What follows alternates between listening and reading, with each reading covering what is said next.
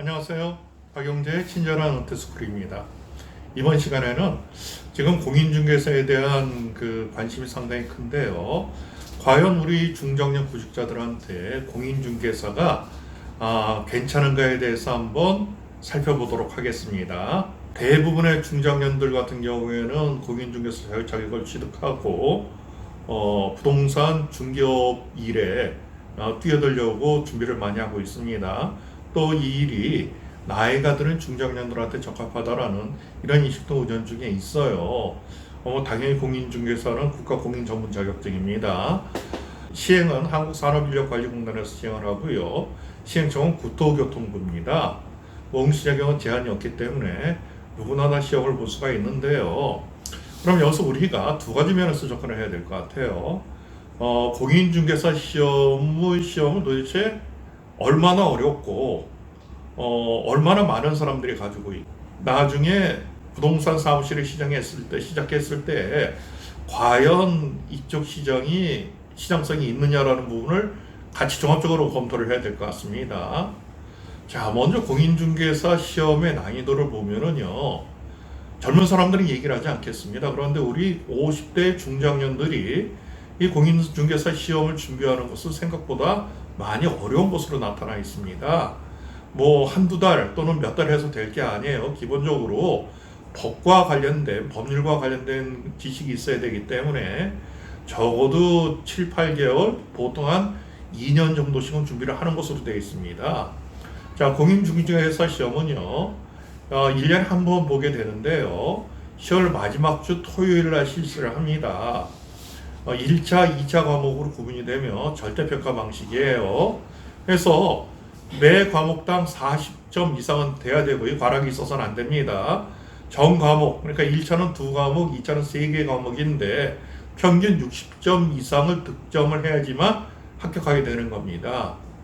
자, 1차 시험 합격한 한 사람들이 2차 시험을 볼 수가 있고요. 한 번에 1차, 2차 시험을 동시에 볼 수도 있습니다. 또 1차 시험만 합격했을 때는 그 다음 해에 1차 시험 보지 않고 2차 시험만 보면 되는데, 만일 2차 시험에서 불합격을 했다 그랬을 때는 그 다음 해에 다시 1차, 2차 시험을 같이 준비를 해야 되는 겁니다. 이 시험 합격률은 높지가 않아요. 작으면 한 20%대 응시자에, 많으면 한 30%, 35% 정도가 합격을 하고 있는데, 이 최근에는 어떤가 하면은 이 법률을 다루기 때문에 판례가 많이 나오고요. 이 판례도 그냥 판례가 아니라 최신 판례를 정답으로 출제하는 경향이 있습니다. 그렇기 때문에 공부하기가 상당히 까다로워요. 그 다음에 지문이 긴 이런 문제들도 많이 나오는 것으로 나타나 있습니다. 그래서 앞서 말씀드린 대로 물론 개인적인 차이가 있지만은 법률을 잘 모르는 일반의 중장년들이 이 공인중개사 시험을 준비할 때는 아마도 기본적으로 2년 이상은 이 시험에만 전념을 해야지만 합격할 수 있다. 지금 업계에서는 이렇게 보고 있습니다. 자, 그래서 또 하나, 과거 같은 경우에는 이 공인중개사 시험을 중년고시라고 이야기를 했어요. 그래서 40대, 50대, 60대 연세가 많은 분들이 노를 대비하기 위해서 응시를 많이 했는데, 이제 이것은 옛말입니다. 젊은 응시자들, 20대, 30대 젊은 응시자들의 비율이 상대적으로 높아지고 있어요. 공인중개사 시험에 응시한 20대, 30대 인원을 보면은 2018년 기준으로 30대가 6만 2천 명, 20대가 2만 3천 명 정도가 응시를 해서 총 8만 6천 명 정도가 응시를 했습니다. 또 작년 합격자 가운데에서 45% 정도가 30대, 40대 응시자인 것으로 나타나고 있어요. 상대적으로 젊은 사람들의 부동산을 할 수 있는 공인중개사에 대한 관심이 높아지고 있다는 것을 알 수가 있고요. 아무래도 젊은 사람들이 시험에 많이 응시를 하게 되면은 가뜩이나 어려웠던 시험들이 더 어려워질 가능성이 큽니다. 또 하나, 이 시험 응시자 숫자, 접수자 숫자도 많았는데요. 2015년까지만 해도 15만 명 선이었는데 2018년 이후로 30만 명이 넘는 사람들이 공인중개사 시험에 접수를 하고 있는 것으로 나타나고 있습니다. 자, 그러면은 실제 공인중개사 자격증을 가지는 사람들이 얼마 정도인가를 봤더니 2018년 기준으로 해서 40만 명이 조금 넘었어요. 그래서 1년에 한 2만 명씩 새로운 공인중개사들이 나온다라고 보면은 그 가운데에서 공인중개사를 실제 운영하는 사람들은 얼마인가를 봤더니 실제 공인중개사 사무소를 등록한 사람들이 10만 명이 조금 넘는 것으로 알고 있습니다. 나와 있습니다.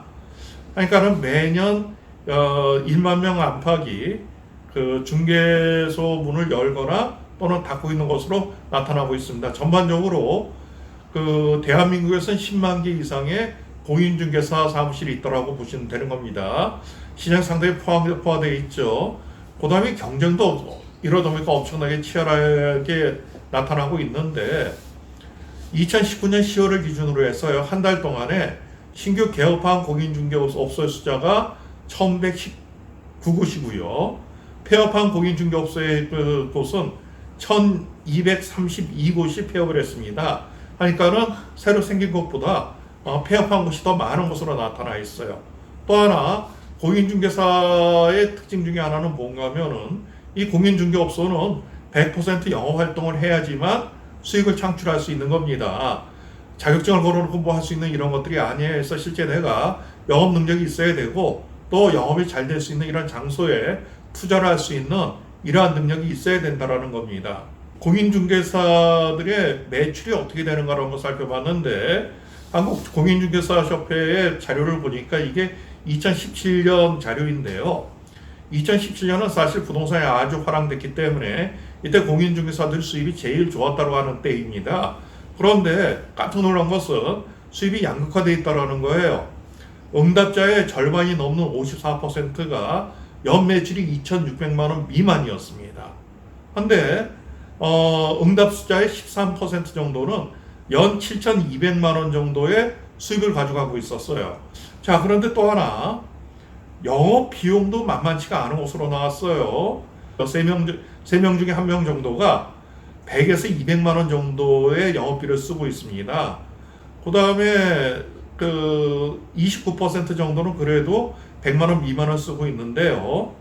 또 그 17.6% 정도는 영업 비용이 한 달에 200에서 300만 원 이상 들어가는 것으로 나와 있어요. 자, 그럼 영업 비용들은 어떻게 되느냐? 광고비, 공동중개비용, 차량 유지비, 월세, 직원 수당 같은 것들이 전부 다 나가게 되는 거죠. 앞서 뭐라고 말씀드렸냐면은 응답자의 절반 이상의 54%가 매출이 2,600만 원 미만이었는데 많은 사람들이 그 매출액 이상의 것을 영업비로 쓰고 있다라는 이야기입니다. 시장이 만만치가 않다라는 이야기예요. 공인중개사를 취득하는데도 이렇게 경쟁이 치열하고 또 준비하는 시간이 많이 걸리고 그 다음에 공인중개사 시장이 만만치가 않은 상황에서 우리 50대 60대 중장년이 중개업을 해야 되느냐 말아야 되느냐는 아주 신중하게 생각을 해줘야 되는데요. 부동산 중개업은 더 이상 블루오션이 아닙니다. 이제 레드오션으로 들어간 것 같은 생각이 들어요. 자, 그런데 여기서 그렇다고 무조건 포기할 것은 아닙니다. 적성에 맞는 사람들이 있거든요. 이 폐업률이 높다는 것은 다른 면에서 어떻게 봐야 되는 건가 하면은 전문성이 떨어지는 사람들이 이 시장에서 퇴출된다라고 보는 거예요. 자, 하기 때문에 공인중개사를 취득했다라고 가정을 하면은 서프트는 창업을 하는 것보다는 직원으로 경험이 쌓는 것이 중요하고요. 이러한 상태에서 전문성과 영업력을 갖추고 난 다음에 중개업을 개업을 하는 것도 방법일 수가 있습니다. 자, 공인중개사에 대해서 좀 살펴봤는데요. 특히 우리 중장년들이 공인중개사 자격증을 취득하고 부동산 중개업을 하느냐 마느냐라는 것은 몇 가지 점검을 해봐야 됩니다. 생각보다 시험이 어렵다 해서 내가 준비하는데 2년 또는 3년이 걸릴 수도 있다. 그 다음에 이 자격증을 가진 사람들이 많다. 40만 명 이상이 자격증을 가지고 있고요. 또 실제 부동산 중개업 시장 자체는 10만 개 이상의 업소가 난립해 있기 때문에 경쟁은 상당히 치열하다. 이런 것들을 고려하고 난 다음에 공인중개사 자격증 획득 여부를 결정하시기 바라겠습니다.